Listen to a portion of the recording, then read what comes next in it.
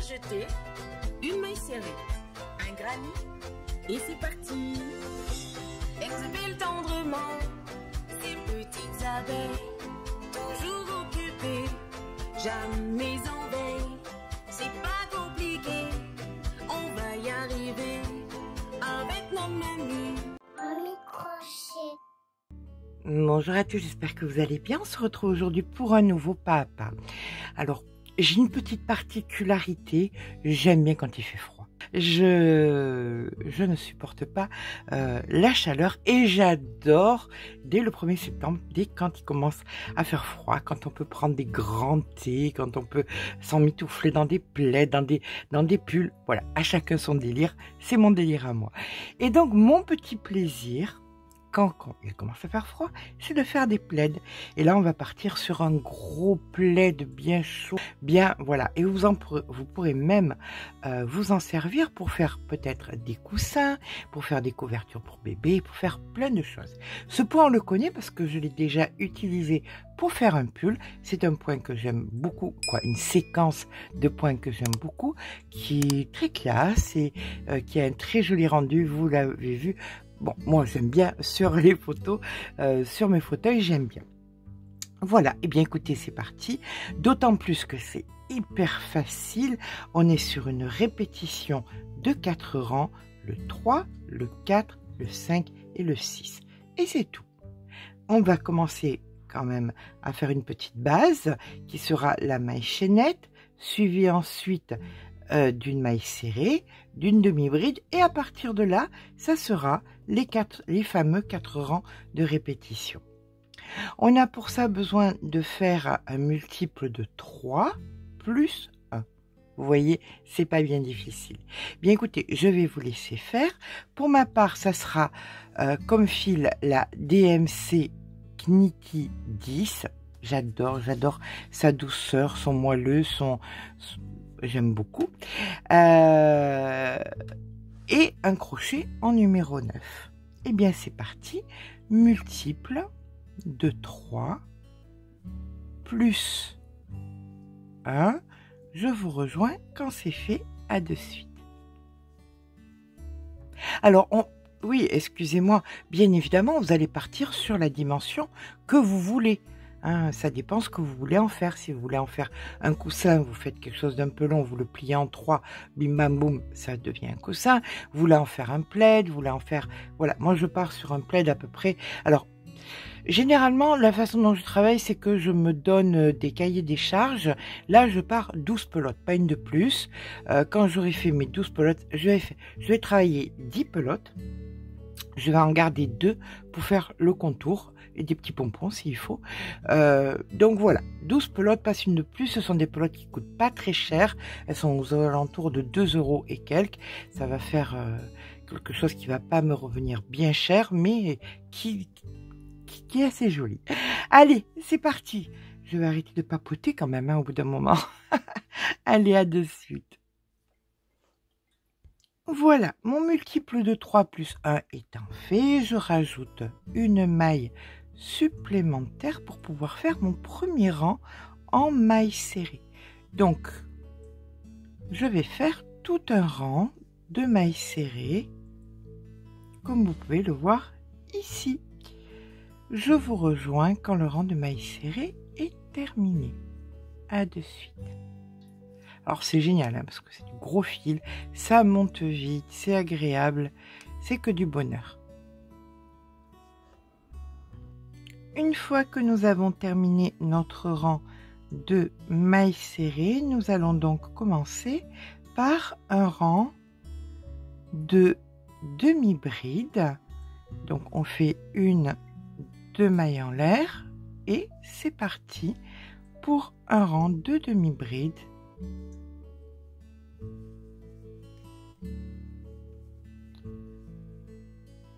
Je vous rejoins donc une fois que notre rang de demi-bride est terminé. Je vous avais dit, hein, c'était hyper facile. Vous allez voir, ce n'est que du bonheur. À de suite. Nous voici à présent avec notre rang de demi-brides de terminé. Et là, on va commencer nos rangs de répétition. Donc, c'est le 3, le 4, le 5 et le 6. D'accord? Donc, on commence le rang numéro 3 en faisant 1, 2, 3, 4 mailles en l'air. On tourne le travail. On va faire des grands jetés. On va mettre le fil sur le crochet. On va venir piquer dans la même maille et on va venir tirer une fois, 2 fois, 3 fois et 4 fois. Un jeté. À présent, nous allons venir faire une demi-bride. Mais on va passer 2 mailles, 1, 2. Dans la troisième, on fait notre demi-bride. Suivi d'une maille en l'air. Et c'est cette séquence qu'on va répéter, tout simplement. On met le fil sur le crochet, on vient dans la même maille, là où il y a la demi-bride, et on fait une fois, 2 fois, 3 fois, 4 fois. Un jeté, on vient passer 2 mailles, 1, 2, dans la troisième, on fait une demi-bride, suivi d'une maille en l'air. Et on recommence. Et cette séquence, eh bien, vous allez la répéter jusqu'à la fin du rang. La dernière maille sera une demi-bride. Je vous rejoins donc en fin de rang. Voici donc que nous arrivons en fin de rang, demi-bride, maille en l'air, 1, 2, 3, 4, un jeté et dans la dernière maille, ici, nous faisons notre demi-bride. Et voilà que nous avons terminé notre rang. À présent, nous allons faire exactement la même chose de l'autre côté pour venir créer la tresse. Donc, on tourne le travail et on repart avec 1, 2, 3, 4 mailles en l'air. Et tout ce que vous venez de faire, eh bien, vous le reproduisez. C'est-à-dire qu'on pique et on fait une fois, 2 fois, 3 fois, 4 fois, un jeté. On va venir sur la demi-bride ici précédente faire une demi-bride suivie d'une maille en l'air et on recommence dans la demi-bride ici. On refait une fois, 2 fois, 3 fois,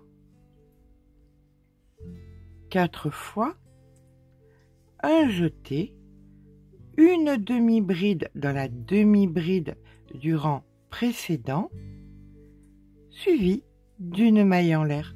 Vous voyez, ça forme des grosses tresses. Et bien ça, on le fait jusqu'à la fin du rang, jusqu'à la dernière demi-bride. Et voilà que nous allons terminer notre tresse. On fait donc notre maille en l'air. 1, 2, 3, 4, un jeté et notre demi-bride dans la troisième juste ici.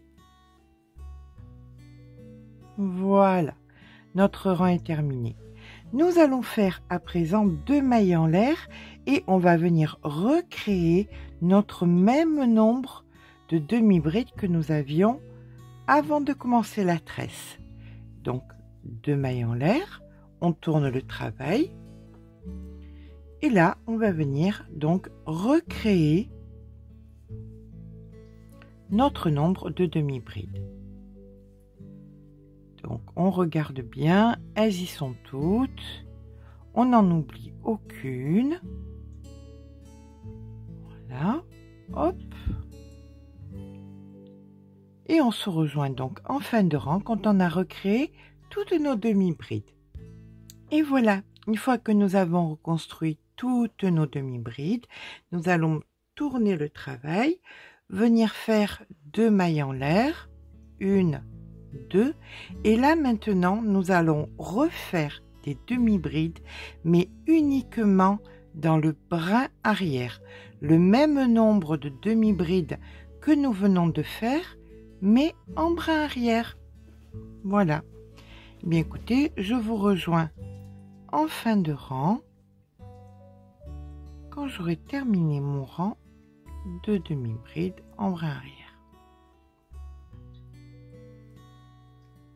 À de suite.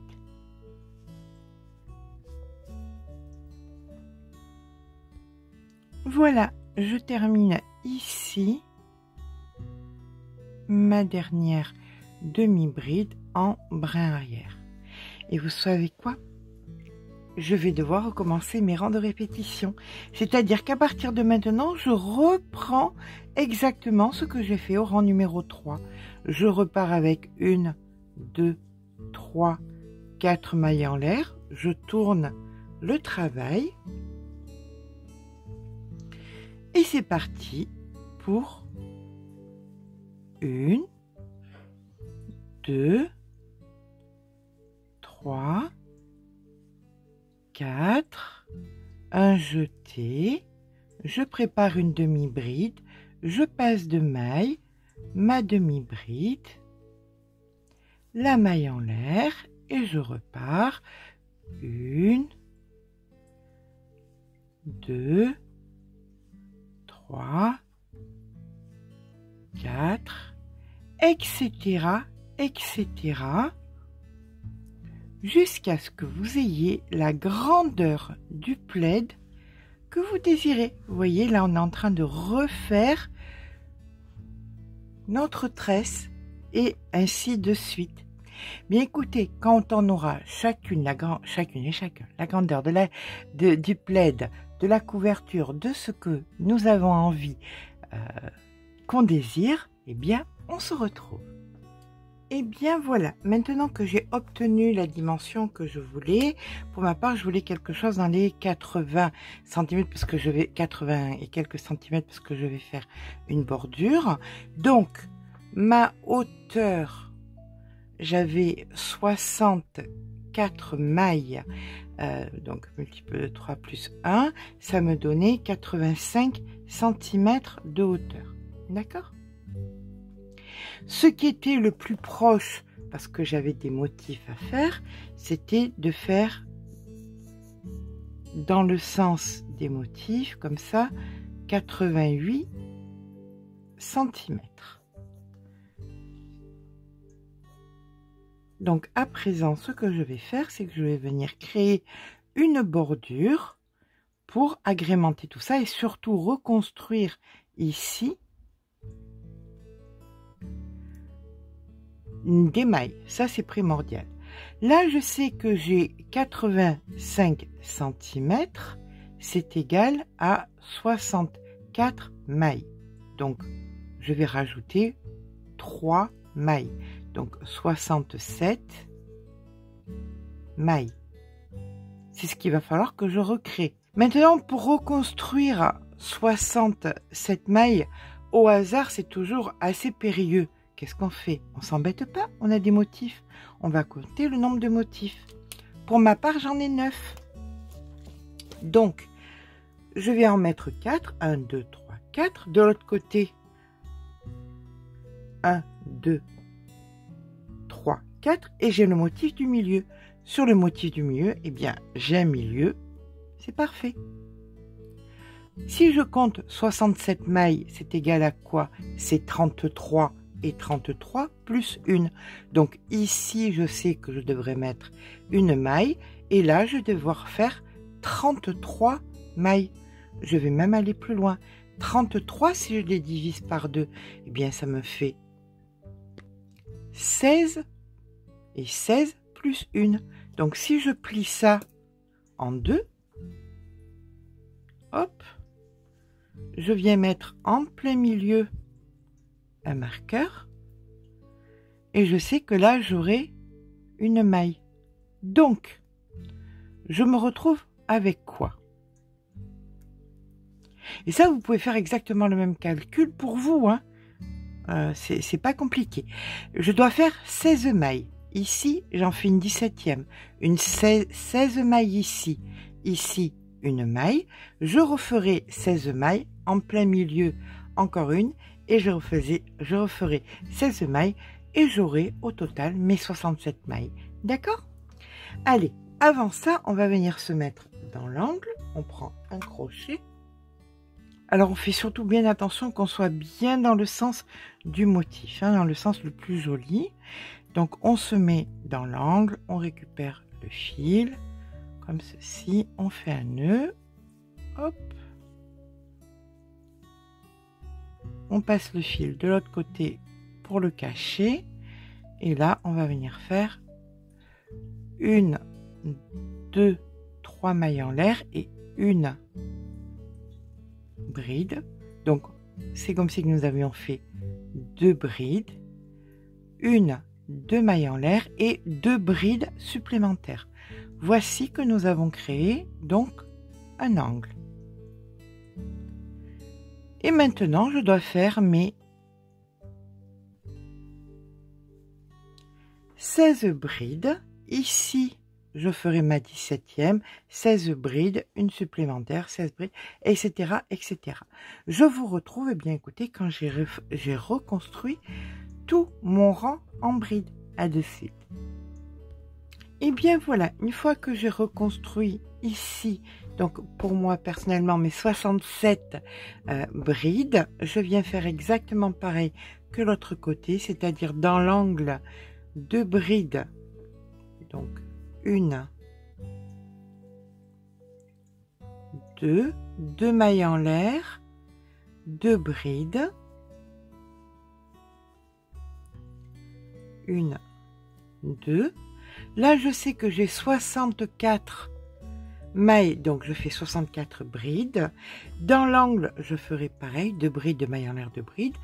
En bas, de l'autre côté, je reconstruis mes 67. Je repars ici. Je refais mes 64 et je viens me retrouver ici.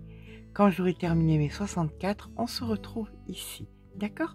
Donc, pour ma part, 67, 64, 67, 64. Au bout des 64, je vous retrouve. Et bien voilà, une fois qu'on a fait tout le tour, on va venir donc faire de la maille coulée, hop, jusqu'à nous retrouver donc au centre, ici, hop, donc maille coulée, et ici, maille coulée. Voilà. Donc, on repart avec 3 mailles en l'air, comptant pour une bride supplémentaire, 2 mailles en l'air, 2 brides. Ça, vous ferez exactement pareil dans les autres angles, hein, d'accord? Donc, pour donner un petit aspect de pull irlandais, là où on aime bien se lever, on va venir faire des côtes élastiques. On va venir tout simplement bien faire comme des côtes élastiques par devant. On prend la bride par l'avant. Celle qui suit par l'arrière. Alors, si vous sentez que ça se resserre un peu, augmentez le crochet. Pas question que ça rabougrisse, il faut vraiment que ce soit détendu. D'accord? Voilà, par l'avant, par l'arrière, par l'avant et par l'arrière, et ainsi de suite. Quand vous arrivez donc dans les angles, on fera le prochain angle ensemble de façon à ce que vous soyez à l'aise, et puis voilà, et puis il n'y aura pas besoin de beaucoup plus parce que je ne veux pas faire une couverture de 2,40 par 2,40, c'est juste un petit plaid pour un fauteuil. Alors voilà ce que nous faisons dans les angles. Ici donc je poursuis, là je prends par l'avant. Et je vais venir tout simplement faire mes 2 augmentations, les 2 brides. 1, 2, 2 mailles en l'air et 2 brides. Et je repars après exactement pareil, par l'avant, par l'arrière, par l'avant, par l'arrière, pour créer donc mes côtes. D'accord? On fait ça donc sur la totalité de notre plaid. Pour ma part, j'aurais pas envie de plus, hein, il est déjà très grand. Vous pouvez le voir, il est vraiment grand. Ça suffira amplement. Je mettrai donc des pompons sur le côté parce que j'aime bien. Je sais que c'est pas obligatoire et que c'est un peu kitsch, mais enfin ça me plaît bien personnellement. Allez, je finis mes côtes et je vous rejoins ici pour terminer le plaid, mettre les pompons et puis voilà, à tout à l'heure. Et voilà, on arrive maintenant à la fin. C'est vraiment bon, vu que c'est un très gros fil avec un gros crochet. Franchement, ça va très vite. C'est vraiment assez facile et assez rapide à faire. Comptez en 2 jours.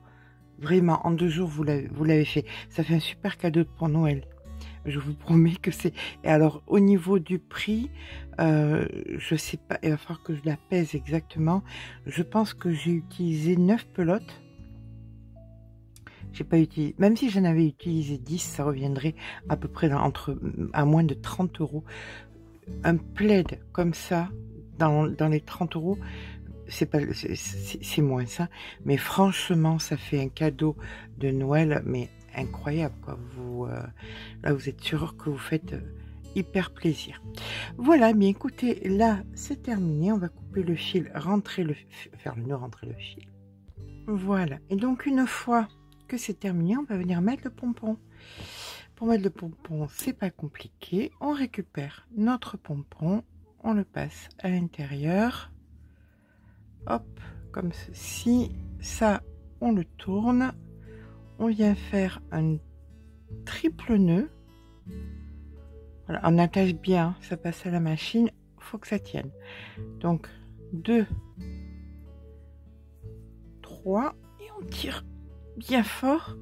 Vous prenez un crochet plus petit, vous passez dessous là comme ça, vous récupérez le fil et vous le passez comme ceci, et vous allez chercher le deuxième, hop, et vous allez l'enfouir parmi les autres, de façon à ce qu'on ne les voit plus.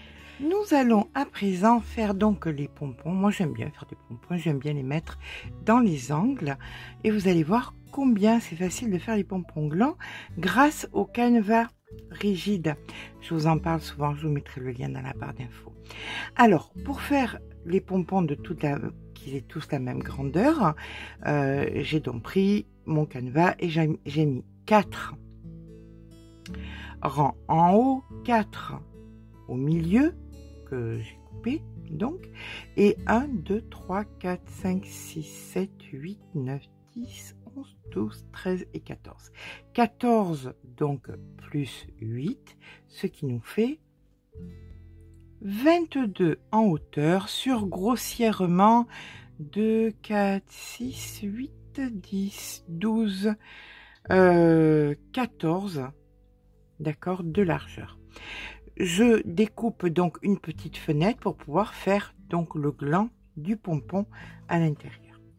Alors, pour faire un pompon gland avec ça, c'est hyper facile. Ça, vous le faites de toutes les tailles pour n'importe quoi, en fait. On vient de positionner ici notre fil, et pour ma part, je fais des allers-retours de 20. Je fais 20 allers-retours. Donc, 1, 2, 3, 4, 5, 6, 7, 8, 9, 10, 11, 12, 13, 14, 15, 16, 17, 18, 19 et 20. Le 20e de fait, je viens couper en bas. Là maintenant, je viens mettre une aiguille à laine et je prends à peu près 1 mètre de fil. Voilà. Je viens glisser mon aiguille à laine sur le canevas comme ça, vous voyez, hop. Et là, avec une quinzaine de centimètres de chaque côté, je viens faire un nœud. Ça sera mon nœud d'accroche sur les angles donc de mon plaid. Voilà. Allez, ça c'est fait. Maintenant, je vais venir, vous voyez, on a la petite fenêtre ici.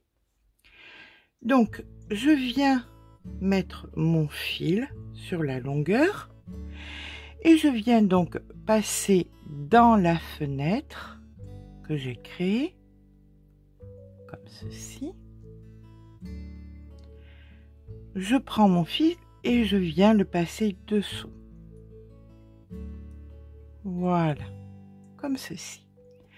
Je repars à l'envers et maintenant je vais tourner 4 fois. Je passe dans la fenêtre, ici, une fois. Donc je serre, je monte un petit peu. Je repasse dans la fenêtre une deuxième fois. Hop. Je remonte encore un petit peu, je repasse dans la fenêtre une troisième fois.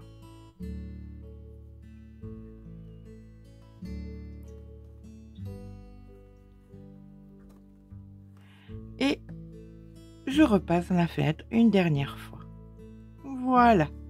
Une fois que j'ai fait ça, je viens glisser à l'intérieur ici et je tire. Tout simplement. Jusqu'à la hauteur, bah, écoutez, du reste. Il me suffit donc de retirer maintenant le pompon. Comme ceci. Et là maintenant, on s'embête pas, on vient en bas.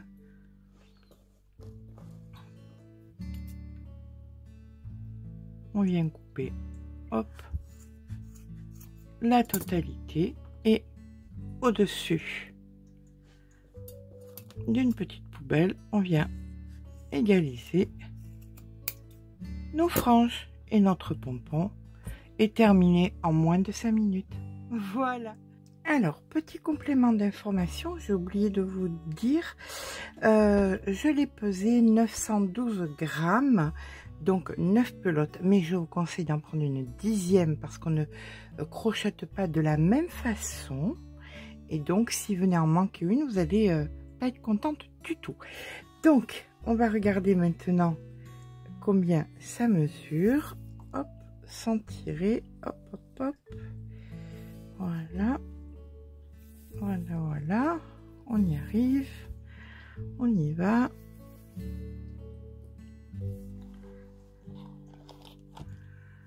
Voilà, nous sommes à 1,15 m sur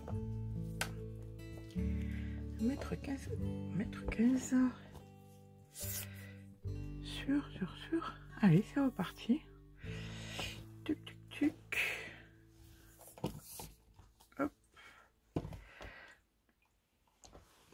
Alors, hop, sur 1,16 m. Voilà. Et au niveau du poids, comme je vous ai dit, pour ma part, c'est 9 pelotes, 906 grammes. Si j'avais fait 2 petits pompons, 2 petits trucs en moins, j'aurais que 9 pelotes. Comptez 10 pelotes, on ne sait jamais. D'accord? Mais écoutez, j'espère que ce petit pas vous aura plu. Si c'est le cas, n'hésitez pas à mettre un petit pouce en l'air parce que ça fait toujours plaisir, mais surtout abonnez-vous. Je vous fais de gros bisous, je vous dis à très vite pour encore de la déco, mais peut-être un petit peu plus colorée. Voilà, allez, gros bisous, à très vite.